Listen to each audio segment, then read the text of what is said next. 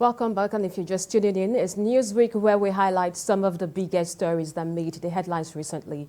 This week, the Central Bank of Nigeria, CBN, expressed optimism that the reforms it implemented in the foreign exchange market will stabilize the market and improve the value of the Naira. Mohammed Abdullahi, the bank's deputy governor economic policy, said that the measures taken to make the Nigerian foreign exchange market more efficient have started to moderate the pressure in the market, leading to a reduction in the premium between the official rate and that at the Bureau de Change segment. The deputy governor acknowledging that some challenges remained as inflationary pressures continue to pose substantial downside risks to domestic and international investment and the overall macroeconomic policy objective of ensuring sustainable growth. Joining me to discuss this, I still have Ayodele Adio and Olufemi Lawson. Olufemi, let me come to Ayodele. One of the steps CBN has taken is the re-adoption of the willing buyer and willing seller. What are the expected outcomes in the FX market? Ayodele.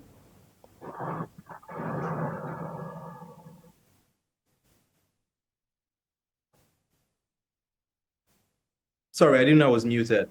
So listen, I think what the CBN is simply trying to do is to establish stability. A lot of price stability, and I think that I believe that with the recent policies that it's put in place, I think that we're likely to achieve that stability in a month or two. Now, first of all, you have to understand that price stability is actually different from raising the free fall of the Naira against the dollar. So it's one thing to first achieve that stability, and then it's another thing to begin to strengthen the Naira against, the dollar. And for me, I think that there has been so much attention directed at the governor of the CBN to actually raise the value of the Naira against the dollar when there are other fiscal factors that are coming to play here. Really and truly, the CBN governor is primarily in charge of monetary policy. And there are so many other factors that explain why the Naira is on a free fall against the dollar. And many of these things do not lie on the table of the CBN governor, really and truly. And we need to fix a lot of macroeconomic fundamentals, especially on the fiscal side, for us to begin to gain back value against the dollar. I mean, for a country that is so import dependent and lack local productivity, is wishful thinking to think that just by a few actions by the CBN governor, our currency is suddenly going to start gaining value. That's not going to happen. There has to be a return to local productivity.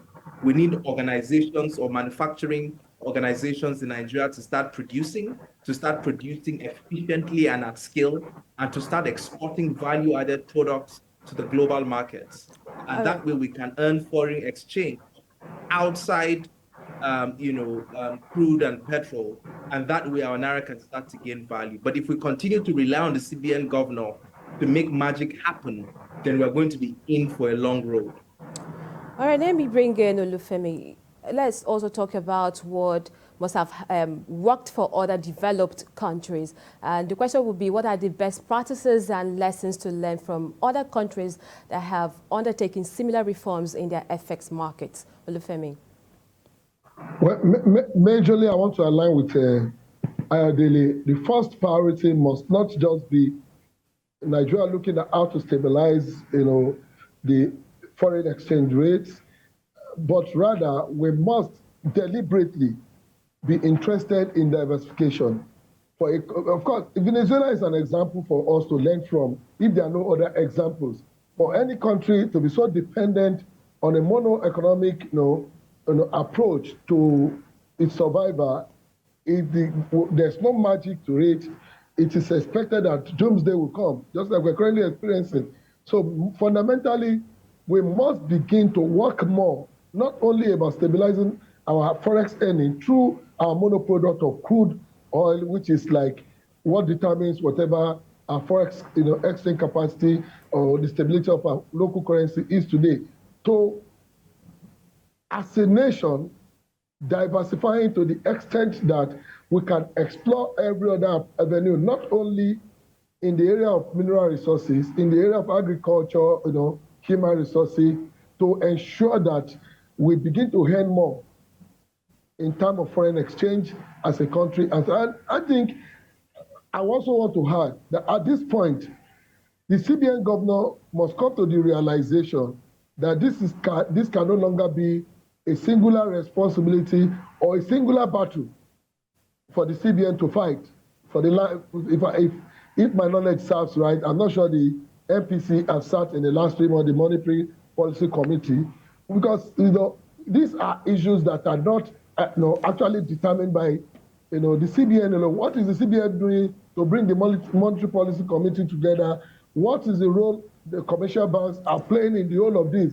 Everybody is asking Mr. Cardozo questions. The National Assembly is asking Mr. Cardozo questions. The Nigerians are asking Mr. Cardozo's questions. What are we doing about the role of other stakeholders? Quickly, as we move to our next question, the issue of dollarization and CBN governor asking that Nigeria to reduce appetite for foreign goods. Is this even possible? It's very possible if it's a collective wish. It may be impossible if it's just an aspiration of the CBN. These dollars in most cases are not even gotten from the CBN. CBN allocate dollars to commercial banks, to other stakeholders within the economic circle. Politicians, businessmen, Nigerians in all categories approach these banks, and just even as they approach the banks for our local currencies. So you must engage every other person involved in this whole chain, in this whole process, in order to achieve this goal. The CBN alone will not and cannot achieve this if it does not engage others. Of course, the CBN can continue to advocate that we reduce our appetite for foreign exchange. We should not pay hotel bills, pay school fees, do travel, and extra codes in dollars and the like. But the truth is that, what about other stakeholders that are involved in this? What advocacy are they doing? How much more our commercial banks doing in supporting the opinion, the advocacy by the CBN? So I think the CBN should not rather continue to lead this charge alone. It must be willing to bring every other stakeholders in the system together and let it be seen that it's a collective push by the stakeholders in the monetary policy for committee of the country.